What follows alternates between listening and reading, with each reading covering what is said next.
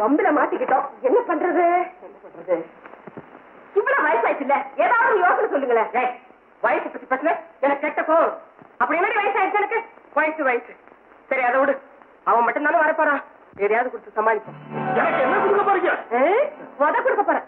ஏய்யா, உனக்கு கல்யாணம் பண்ணி வைக்கிறேன்னு யாரு ஒன்னு அழைச்சது? யாரும் அழைக்கலீங்க. அப்ப யார கேட்டுக்கிட்டு மேடையில வந்து உக்காந்த? நானாமா அங்க வந்து குந்திக்கினேன். நீயா வந்து குந்திக்கணும்ல?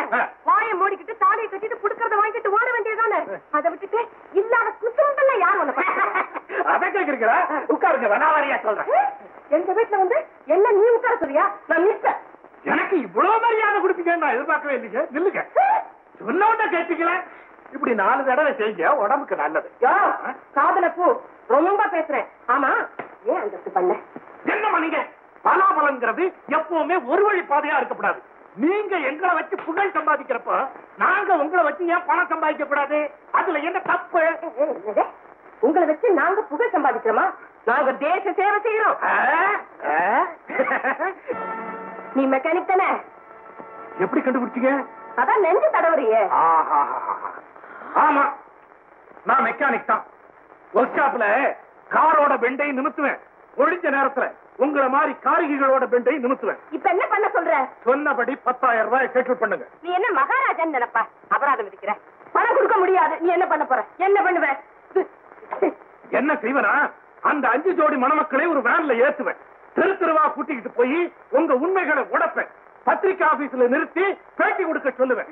கடற்கரையில பெரிய கூட்டம் போட்டு உங்க சுய விளம்பரம். போதும். ஜனங்கள்லாம் கூட்டமா வந்து கல்லால் அடிக்கிற வரைக்கும் நீ எங்களை விட மாட்ட போல இருக்க. உனக்கு 10,000 தானே தேவை? அதுக்கு மேல ஒரு பைசா வேணாம். இதோ வர. வேற பிராண்டம் வாங்குது. என்ன நீ எல்லாத்தையும் கழிச்சு என்கிட்ட கொடுக்குற? ஏய் அப்பாங்க, ஒரு நண்பரை பார்க்க வெளியே போயிருக்காரு. அம்மா மார்க்கெட் போனாங்க. ராதா, எனக்கு உடனடியா 10,000 ரூபாய் வேணும். 10,000மா? அம்மாவுடைய பீரோல தான் அவ்வளவு பணம் இருக்கு. ஆனா அது எதுக்காக வச்சிருக்காங்களோ எனக்கு தெரியாதுக்கா. எதுக்காக வச்சிருந்தாலும் பரவாயில்ல, அப்பா ரொம்ப நான் வாங்கி கொடுத்துடலாம். சாகுங்க. ஏண்டா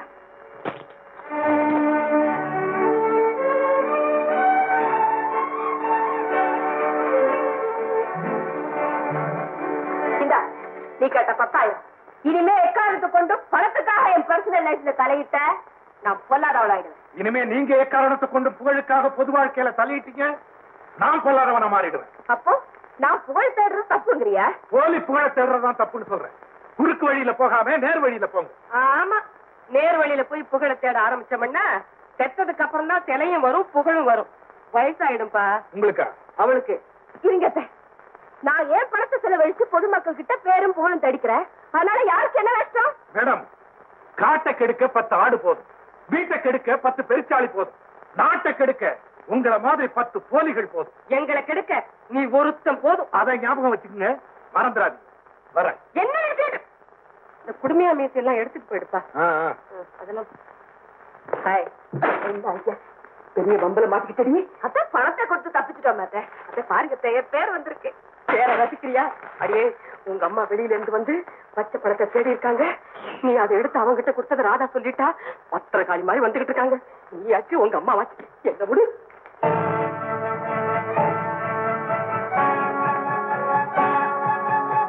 பணத்தை ரெடி பண்ண. அம்மா, அது வந்து ஒரு நிர்பந்தத்தினால அது ஒரு ஆளுக்கு வந்து. அது எப்பேற்பட்ட பணம் தெரியுமா? 10 வருஷத்துக்கு முன்னால உங்க அப்பாவுக்கு உடம்பு சரியில்லாம ஆயிடுச்சு. புழைக்கிறது சந்தேகம்னு எல்லா டாக்டரும் சொல்லிட்டாங்க. எனக்கு மாங்கல்ய பிச்சை தர சொல்லி ஏழுமலையான வேண்டிக்கிட்டேன். உடனே உங்க அப்பாவுக்கு குணம் ஆயிடுச்சு.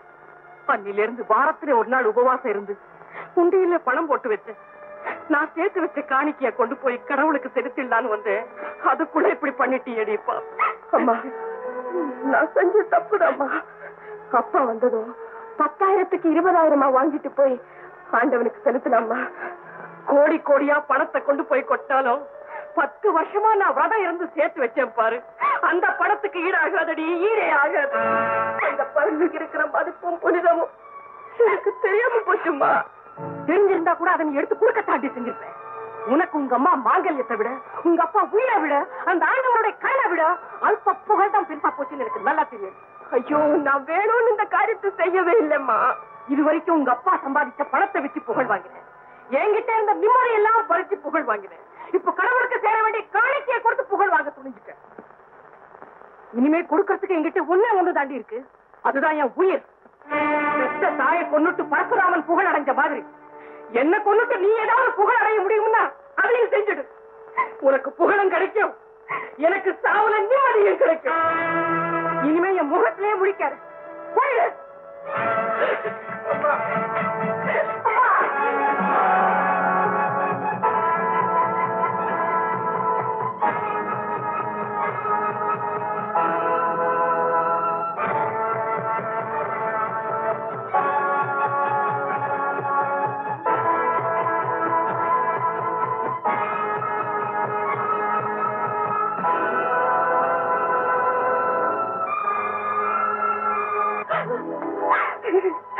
என்னடி இது கொடுமை? உங்க மனசு முடிவெடுத்துறதுக்கு ரொம்ப சரியான தண்டனை. நிர்மலா, நீ செய்யற தவறுகளை விட நீ விதிச்சுக்கிற தண்டனை தாண்டி ரொம்ப கொடூரமா இருக்கு. யார் நீங்க? வணக்கம்மா. நான் சிங்கப்பூர்ல இருந்து வந்திருக்கேன். உங்களை பத்தி பேப்பர்ல அடிக்கடி படிச்சிருக்கேன். நேர்ல பார்த்து பாராட்டிட்டு போகணும்னு ஒரு ஆசை. இந்த மாலையை வாங்கிக்கங்கம்மா. எனக்கு மாலைய வேண்டாம், மரியாதை வேண்டாம், யாரும் என்ன பாராட்டவும் வேண்டாம். இனிமே எந்த பத்திரிகையில என் பேர் வராது. தயவு செஞ்சு போயிடுங்க. வரக்கூடாத நேரத்துல வந்துட்டேன் போல் இருக்கு. நான் வரேம்மா. மாலையா? மாலை நான் படுற அவஸ்தை யாருக்கு தெரியுது? அப்பா பாப்பா, இனிமே இந்த விவகாரமே வேண்டாம்.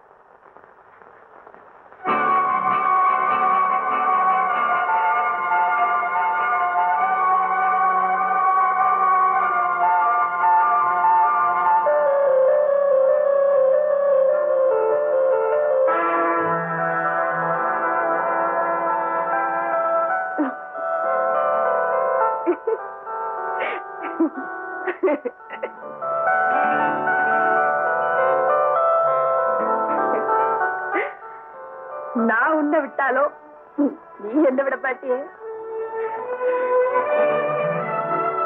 நீ கழுத்துல விழுந்துட்டா எவ்வளவு பெரிய மன கஷ்டம் இருந்தாலும் உடனே அது மறைஞ்சு போயிடுது. உன்னோட சுகமே அல்லாதிதான். விவகாரமாயி நிர்மலா கையை நசிக்க வேண்டிய அளவுக்கு போயிடுச்சு. யாரும் சொல்லிட்டீங்கல்ல, நீங்க ஒண்ணும் கவலைப்படாதீங்க. அயோக்கிய ராஸ்கல், அவன் பல்ல தட்டி கொண்டு வந்து நிர்மலா கையில நான் பரிசா தரேன். நீ அவன் பல்ல தட்ட வேண்டாம், அவன் கொண்டு போன பணத்தை தட்டிட்டு வந்தா போதும். டோன்ட் வரி, அந்த பையில தூள் கிளப்ப சுந்தரி. என்னது சுந்தரியா? என்னப்பா பேர் சொல்லி கூப்பிடுற? திமிரா? என்னை விட வயசுல சின்னவங்கள சுந்தரியும் கூப்பிடாம சுந்தரி அம்மானா கூப்பிடுவாங்க. ஓ, நீ அதுக்காக கூப்பிடுறியா? கூப்பிடு கூப்பிடு.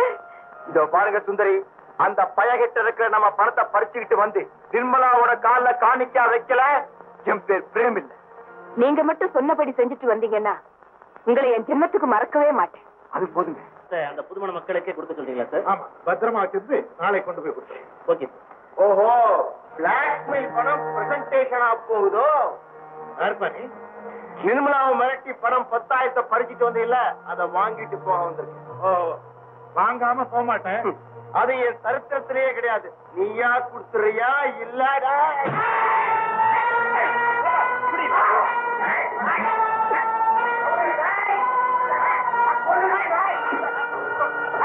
நம்ம முதலாளி அடிக்க வந்தானே, அவனை என்ன செய்யலாம்?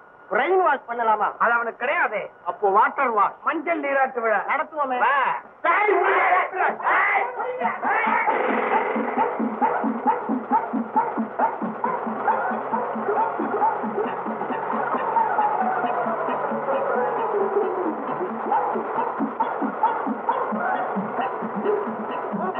நிறுத்துங்கப்பா.